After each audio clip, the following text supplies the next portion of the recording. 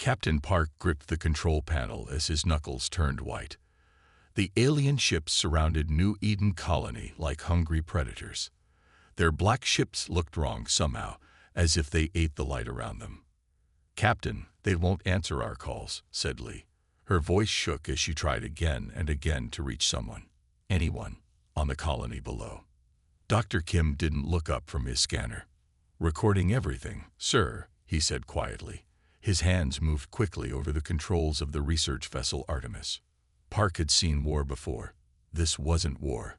The alien fleet moved with cold purpose, positioning themselves in a perfect pattern around humanity's pride.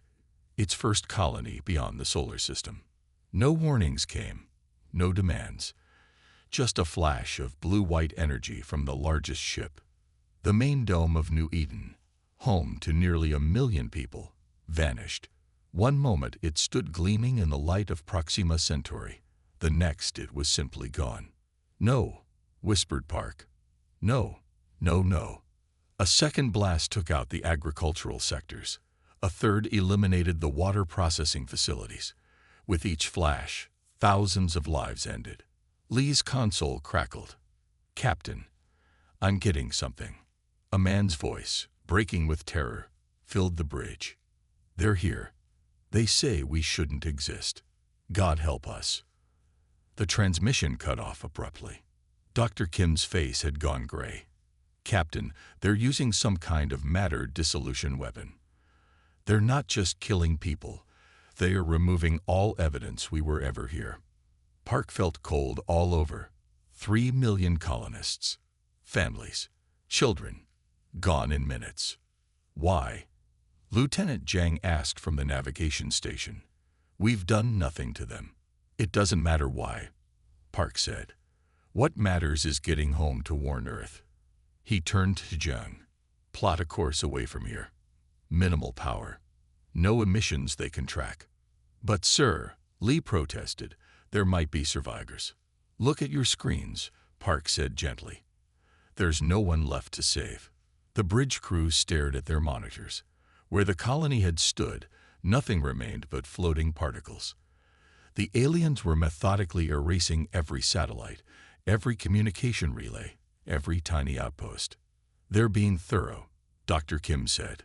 "This was planned. They knew exactly where we were and came prepared to remove us completely." The Artemis slipped away, using the radiation from the star to mask its heat signature. Through its rear sensors, they watched the aliens continue their work. After 2 hours, not a single human-made object remained in the Proxima Centauri system. "Engine room reports we can risk a short FTL jump once we're past the heliopause," Zhang said. Park nodded. "Set course for Earth. Maximum speed once we're clear." In his private cabin later, Park recorded his log. His hands still trembled. "Today I witnessed the end of humanity's greatest achievement," he said to the recorder. "New Eden, our first extrasolar colony, has been destroyed by an unknown alien force. 3 million people are dead. The attack was unprovoked and executed with terrifying efficiency." He paused, gathering himself. "Whoever these beings are, they clearly see humanity as something to be eliminated. They gave no warning, accepted no communication, showed no mercy. This was not a misunderstanding or a territorial dispute. This was extermination." He looked at the small photo on his desk. His sister and her family had moved to New Eden 2 years ago. "We are carrying evidence of the attack. Earth must be warned. Earth must prepare, because I believe with complete certainty that these aliens won't stop with one colony. They won't stop until humanity no longer exists." The Artemis raced toward home, carrying news that would forever change human history. The United Nations Assembly Hall was filled to capacity. Every world leader sat in stunned silence as the footage played on the giant screen. They watched as alien ships destroyed the human colony on New Eden. The recording, taken from the research vessel Artemis, was clear and horrifying. President Song walked to the podium after the video ended. No one coughed or shuffled papers. The only sound was her footsteps. 3 million of our people were erased without warning, she said. Her voice was steady, but her hands gripped the podium tightly. Now we know for certain that we are not alone in the universe, and we know there are beings out there who think humans should not exist. Many in the room had tears in their eyes. Some stared straight ahead, too shocked to react. Defense Minister Choi walked up next. He carried a small black folder marked with a red border. For 50 years, we have kept secret plans for this very day, he said. We hoped never to use them. Now we have no choice. I am activating Operation Bulwark, effective immediately. Within an hour, every major factory on Earth received new orders. Work on cars, electronics, and home goods stopped. The factories began making parts for ships, weapons, and armor instead. On the moon, at a place called Sea of Tranquility, huge metal doors that had been hidden under dust slowly opened. Inside was a massive shipyard, built in secret decades ago. In the asteroid belt between Mars and Jupiter, mining machines that had been sleeping for years woke up. They began cutting into rocks, taking out metals needed for the war effort. On Mars, what everyone thought was a simple research base opened up to reveal a huge underground factory. Robots began building engines and ship parts. All across the solar system, humanity's hidden defenses came to life. Deep under the city of Seoul, Admiral Kang met with his top officers in a room filled with screens showing all these activities. He had helped design Operation Bulwark 30 years ago, hoping it would never be needed. These aliens think they've stopped our expansion by destroying one colony, he told his team. They don't understand what they've done. They've united humanity like nothing ever has before. Lieutenant Han was monitoring the activation of the lunar shipyards. Sir, the first shipyard is working at full power now. We're building ships faster than we thought possible. Admiral Kang nodded. Keep going. We don't stop until we can defend ourselves properly. Across Earth, people watched their screens as governments explained what had happened. There was no panic, only a quiet, burning anger. Recruitment centers opened, and lines formed around the block. In a small town in Korea, an old man who had once built ships signed up to teach others his skills.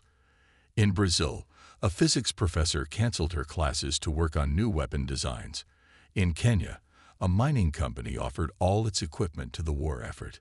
The aliens had made a terrible mistake. They had thought humans would be easy to destroy, one colony at a time. They didn't understand that humans, when threatened, could work together with fierce determination. In factories that had made toys just days before, workers now built parts for warships. In universities, scientists worked day and night on new technologies. In homes around the world, families said goodbye to loved ones who volunteered to fight. 6 weeks after the attack, the first new warship left the lunar shipyard. It was just the beginning. They think they know what humans are, Admiral Kang said as he watched the ship's test flight. They have no idea what we become when you threaten our children. The shipyards above Earth looked like giant metal spiderwebs. They stretched for hundreds of kilometers, with thousands of tiny lights moving across them. These were welders, robots, and workers in spacesuits, all building ships day and night. Engineer Bake floated carefully through Fabrication Hub Delta 7. This was where they built the most important part of each warship, the power core. She watched as her team installed the new antimatter containment system. Be very careful with those connections, she said into her helmet mic. One mistake, and we lose everything. Each of these reactors has enough power to destroy an entire continent. Her team moved slowly, checking each connection 3 times. No one rushed. They all knew what was at stake. Bake had lost her brother on New Eden. Every day she worked 18 hours, slept 6, and never complained. Like everyone else building Earth's fleet, she was driven by a cold, steady purpose. 12 decks below, military trainer Ryu stood before 50 new recruits. They wore neural training helmets that linked them to ship simulators.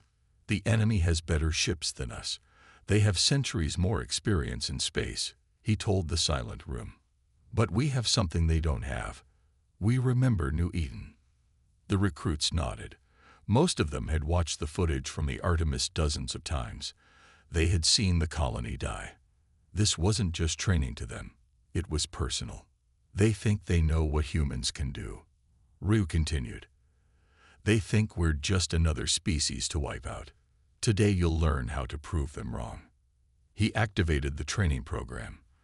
The recruits' bodies stayed still, but in their minds, they were flying ships into battle. Meanwhile, in the strategy center beneath the Pacific Ocean, General Yoon presented findings to Earth's military leaders. The walls showed maps of space with red areas marking enemy territory. "Our stealth ships have gathered solid intelligence," he said. "The aliens call themselves the Hegemony. They rule over 200 star systems and have been in power for thousands of years." He changed the display to show images of 17 different worlds, all barren and lifeless. "They've done this before, 17 times that we can confirm. They find young spacefaring species and destroy them before they can become threats." Admiral Kang, who had been quiet until now, looked up.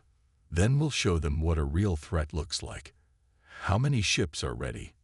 50,000 now, General Yoon replied, with another 650,000 in various stages of production. The room went silent. No one had ever imagined humanity could build so many warships, let alone in just 18 months. "And the jump drive?" Kang asked. This was the key technology that would make or break their plans. Traditional travel between stars took years. The jump drive, based on physics theories that were once thought impossible, could cross those distances instantly. "All prototypes have passed testing," General Yoon said. "We can strike anywhere in their territory with no warning." Admiral Kang stood up. "Then it's time. Prepare the first battle group." As the meeting ended, he walked to the observation deck. Through the reinforced glass, he could see the vast underwater hangar where the command ships were being completed. He thought about the aliens who had destroyed New Eden, who had killed millions of humans without hesitation.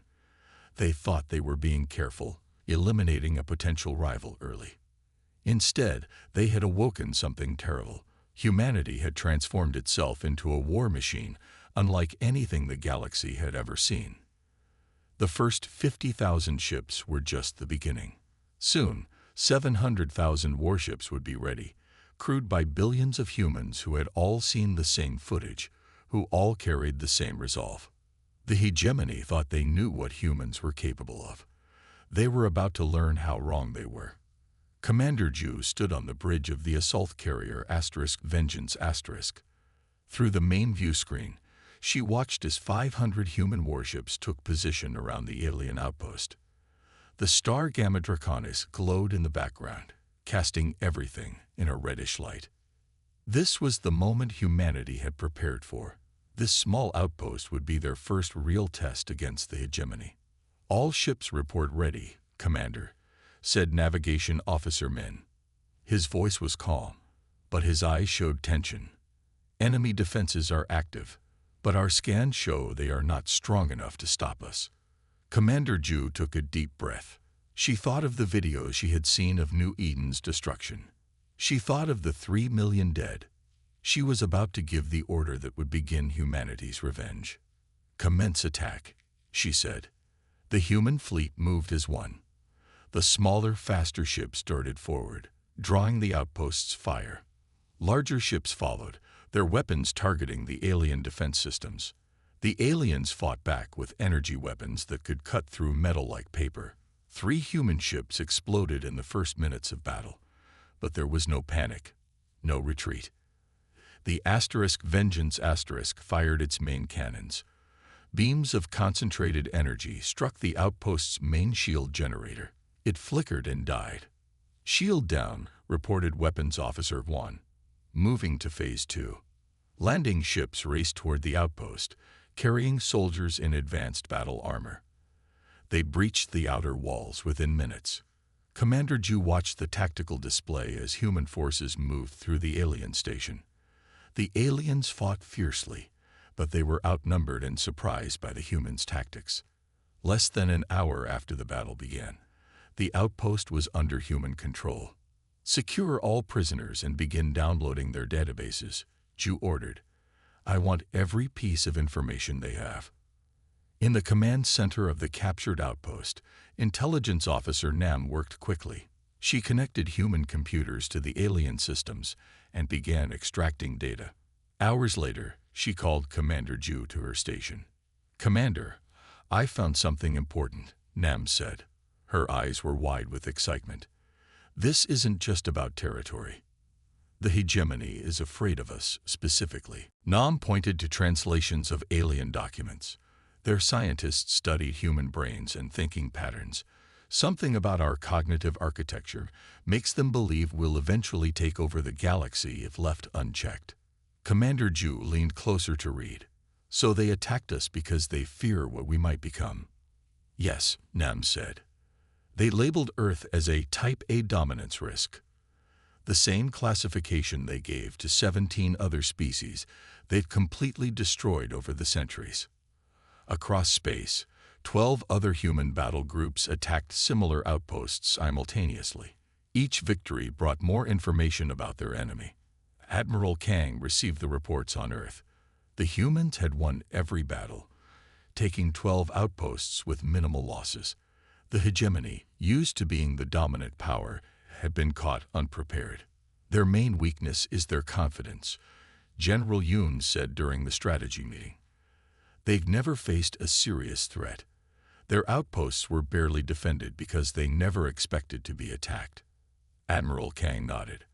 "Have we learned the location of their capital system?" "Yes, sir," replied the intelligence chief, "and we have their defense plans, communication codes, and fleet positions." Back on Earth, and throughout the solar system, production continued at full speed. The shipyards worked day and night. Training centers prepared crew members for the new vessels. 700,000 warships, divided into 12 massive battle groups, prepared for the final confrontation. Each ship carried weapons more powerful than anything humanity had built before. Each was crewed by people who had watched New Eden die. The hegemony had awakened humanity's darkest capabilities. They had wanted to eliminate a potential threat. Instead, they had created an actual one. The final battle was about to begin. The hegemony capital system glowed with the light of 3 suns. For 10,000 years, no enemy had ever attacked this place. Its defenses were strong, with thousands of warships and weapon platforms ready to fight off any threat.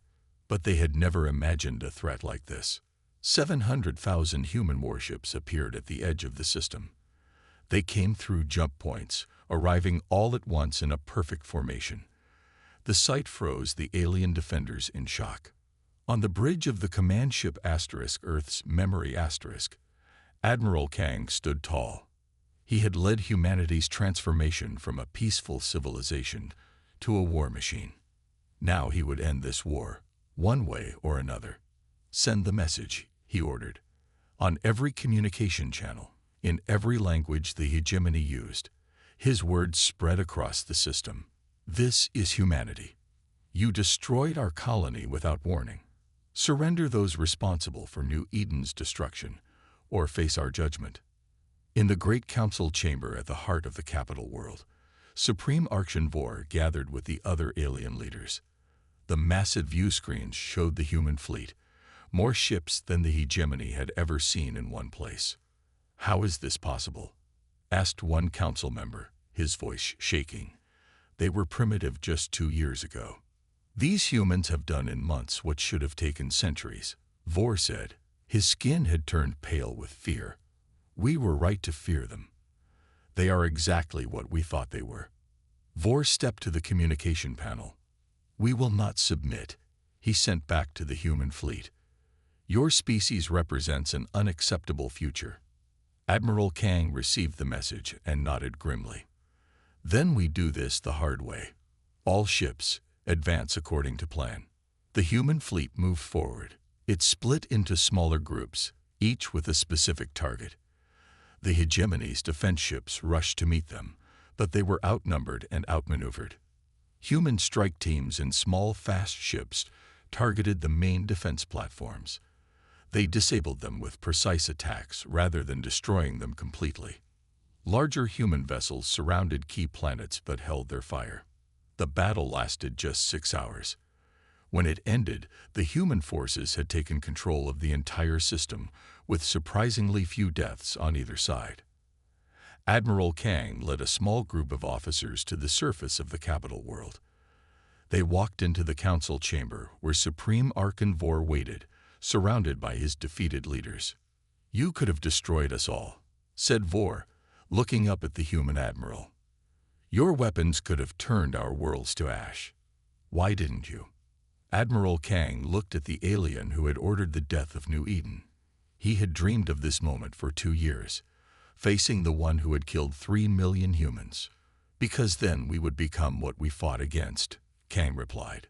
"We are not exterminators." Kang placed a data device on the council table. "The hegemony is disbanded as of today.